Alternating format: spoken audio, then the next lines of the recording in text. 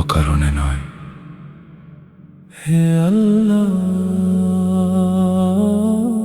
হে আল্লাহ, আপনি যা সৃষ্টি করেছেন তার কোনো উদ্দেশ্যহীনতা নেই। আত্মার গভীরে যখন আপনি এই পবিত্র আলো গড়ে তুলেছেন, এক এমন প্রকৃতি যা জ্ঞান ও আপনার সিদ্ধান্তে গঠিত, তাহলে কিভাবে দয়াময়, সত্য ও ক্ষমতার মালিক প্রভু এই মূল্যবান দানকে অর্থহীনতায় হারিয়ে যেতে দেবেন?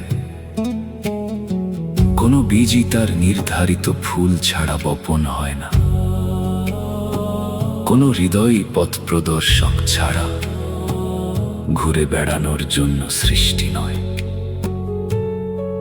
প্রতিটি নিঃশ্বাসই অন্ধকারে গ্রাস থেকে মুক্তি পায় আপনার অদৃশ্য রহমতের কারণে, যা সব সময় সাথে থাকে। হে রব, আপনি কখনো অকারণে সৃষ্টি করেন না।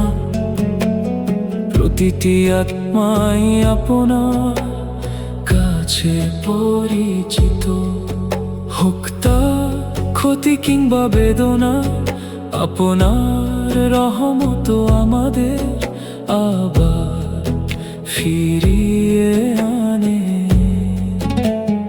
আপনার পরিকল্পনায় কোনো মুহূর্তই অপচয় নয়, প্রতিটি পথই এক একটি নিদর্শন।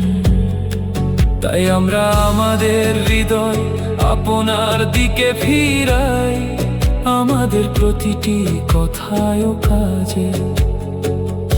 যদি মানুষ সত্যের জন্য গভীর আকাঙ্ক্ষা নিয়ে গঠিত হয়, এমন এক তৃষ্ণা যা দুনিয়ার কোনো মোহই মেটাতে পারে না, তবে নিশ্চয় আপনার রহমত নতুন পথ খুলে দেয় এবং সন্ধানীকে নিয়ে যায় আপনার ইচ্ছার দিকে। আমরা পথ হারাই, তবু আপনি রাত জুড়ে পথ দেখান। আমরা পড়ে যাই, তবুও আপনি ভাঙা আত্মাকে পুনর্গঠন করেন। আপনার স্মরণে আমাদের স্থায়ী আলো, যা ধীরে ধীরে ভাঙা হৃদয়কে পূর্ণতা দেয়। লা ইলাহা ইল্লাল্লাহ, লা ইলাহা ইল্লাল্লাহ, লা ইলাহা ইল্লাল্লাহ, লা ইলাহা ইল্লাল্লাহ। এটাই সেই সত্য যা কখনো ম্লান হয় না। মুহাম্মদ সাফ পথ দেখিয়েছেন, সবচেয়ে আলোকিত পথে চলার জন্য। যখন হৃদয় হারিয়ে যায় আর আশা নিভে আসে, আপনার রহমতই আমাদের চলতে শক্তি দেয়। আর প্রতিটি আন্তরিক অশ্রু দূরে থাকা বান্দাকে কাছে টেনে আনে।